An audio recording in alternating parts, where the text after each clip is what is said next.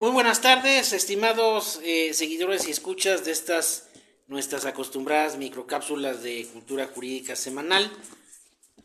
El día de hoy nuestra cápsula número 160 cápsulas cuyo único objetivo es el incrementar la cultura jurídica de la sociedad mediante este programa.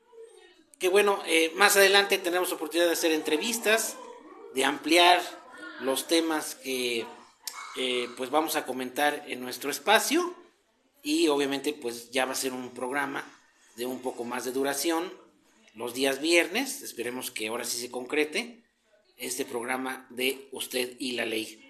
Pero bueno, nuestra cápsula de cultura jurídica del día de hoy es el tema de que el pasado 14 de marzo, muy reciente, el Congreso aprobó por 311 votos a favor la Ley General de Operación de los Registros Civiles.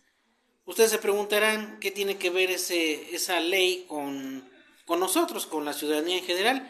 Pues mucho, porque esta ley plantea que, bueno, nosotros sabemos que las distintas entidades federales, estatales y municipales, pues disponen de una información mínima en relación a todos los ciudadanos, ¿no?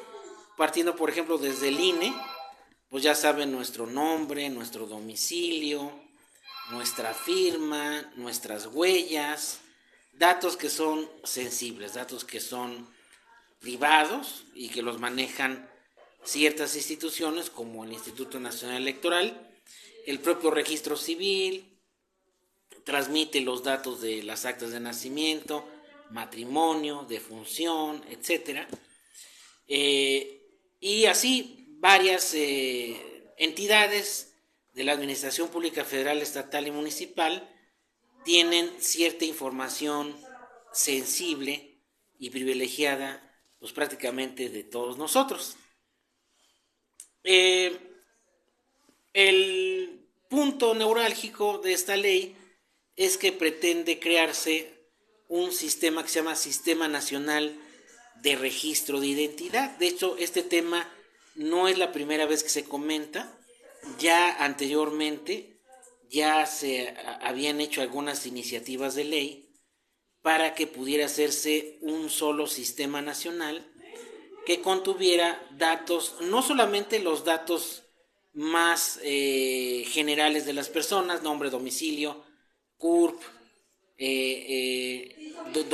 estado, identidad de origen, de residencia, nombre de los padres, etcétera, sino que ahora se abre la posibilidad de que se pueda obtener un registro, pero de datos biométricos. ¿Qué significa? Pues que esos datos, como le llaman biométricos, pues son datos que inherentes a la persona, pero de su propia biología. Estamos hablando pues, de su iris, de las huellas dactilares, del tipo de sangre, etcétera. O sea, ya cuestiones ya más que involucran más la privacidad de la persona y que este tipo de datos los tenga el Estado y sean manejados por la Secretaría de Gobernación, que ustedes saben que la Secretaría de Gobernación pues es quien se encarga de pues vigilar la cuestión interna, regular los aspectos internos de gobierno de un país, en este caso del gobierno federal.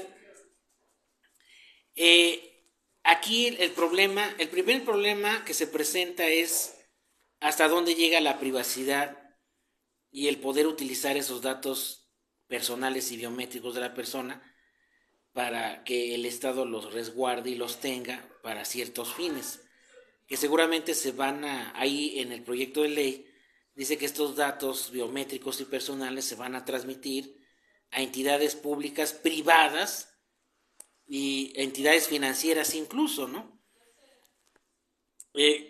Como un ente privado pues va a poder acceder a esos datos biométricos, bajo qué circunstancias, si se supone que son datos sensibles, son datos que solamente le competen a la persona, y además al transmitírselo a una entidad de gobierno, pues si ya es un problema de que estén violando y vulnerando nuestra privacidad, al exigir por ley estos datos, aparentemente, porque esta ley todavía no se aprueba, apenas pasa el primer filtro, la Cámara de Origen, ahora va al Senado, la Cámara Revisora, para ver si finalmente se aprueba y ya es ley formal, ley obligatoria.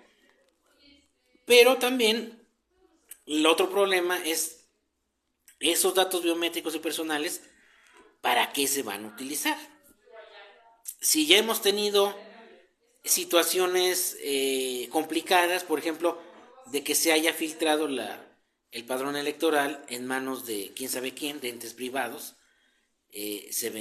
Recuerden que hubo una fuga de información, según el garante de estos datos era el INE, y resulta que ya algunas entidades ya lo tienen. ¿A dónde está la protección de los datos personales, no? ¿A dónde está la secrecía? ¿Dónde está la privacidad? Entonces, el problema no es que, el problema sí es que se apruebe esta ley en sus términos, pero más que nada en primera porque nuevamente los gobiernos quieren, digo gobiernos porque en muchos países ya es similar, quieren tener un control y uso, reserva y uso de esos datos. ¿Para qué fines? En primer lugar, ya ahí hay una violación a ciertos derechos humanos, y además cuando se transmitan esos datos biométricos o personales, ¿para qué se van a utilizar? ¿Se utilizarán de manera correcta, de manera debida? ¿Quiénes serán los responsables de ello?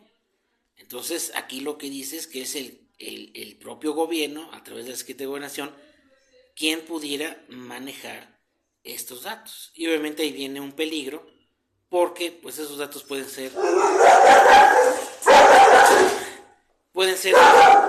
mal utilizados, eh, inclusive cómo es que estos datos pudieran estar en manos de un ente privado, ¿no? No me explico, ¿no? Como para qué fines. Ahí se mencionan los entes que pudieran tener datos a estos registros de carácter biométrico, ¿no? El iris, nuestro rostro, las huellas. Ven que ahora ya hay identificación por rostro facial, por el iris, por las huellas, etcétera. Entonces ya es un tema ya más complicado que merece pues una reflexión pues más profunda, porque ya, si ya de por sí nuestra privacidad ya está trastocada, por ejemplo, por los bancos que pueden transmitir y tener información privilegiada y transmitirla a las autoridades hacendarias, pues ahora imagínense esos datos biométricos en manos de quién va a parar y para qué se van a utilizar, ¿no? En primera instancia, esta Ley General de Operación de los Registros Civiles ya se aprobó por el Congreso, por la Cámara de Diputados. Falta que lo se discuta en la Cámara Revisora y finalmente se haga una ley general y obligatoria, ¿no? Pero esta es una muestra de que pues esta tendencia de tener más control por parte de las entidades públicas pues es más que manifiesta, ¿no? Es más que manifiesta, y desafortunadamente mucha de esa información se utiliza pues no tanto para temas de seguridad, ¿no?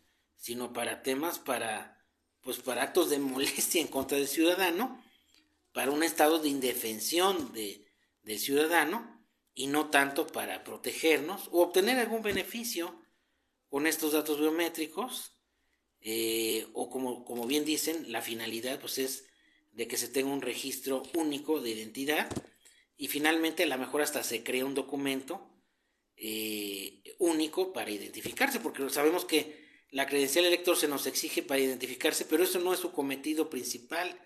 La credencial es credencial para votar. Esa es la finalidad de la credencial, que tengamos un documento para ir a votar cuando hay elecciones, pero realmente no es una identificación que formalmente tenga ese carácter, y siempre se ha discutido el poder tener un documento único para identificarse. No se ha podido lograr, no sé por qué, ha habido resistencias, pero sin duda el poner en manos de una entidad pública este tipo de datos, pues para mí es peligroso. Otra vez se ponen ahí en tela de juicio nuestra privacidad. Otra vez los gobiernos y las entidades públicas quieren tener un mayor control sobre nosotros, y además esos datos, en dado caso de que se proporcionen, a dónde para qué se van a utilizar, a dónde van a ir a parar. Entonces esa es una preocupación válida al aprobarse esta ley. Obviamente se aprueba de manera preliminar, ya veremos qué se dice en el Senado en relación con este Sistema Nacional de Registro de Identidad que pretende crearse, y esta Ley General de Operaciones de los Registros Civiles. Pues bien, ese es el tema que quise tocar en nuestra cápsula número 160 cápsulas, y recordándoles que tenemos nuestros 3 canales a disposición de ustedes, que es el canal de Cultura Jurídica Televisión en YouTube, el canal de Facebook, que también es Cultura Jurídica Televisión, y en Telegram, Cultura Jurídica. Ahí publicamos los videos, nuestras cápsulas y algunas conferencias de interés de jurídico, político y social. Pues que estén bien, que disfruten su puente largo, su fin de semana largo, y bueno, pues estaremos atentos de las noticias jurídicas que se vayan desarrollando en el transcurso de la semana. Muchas gracias y que estén muy bien.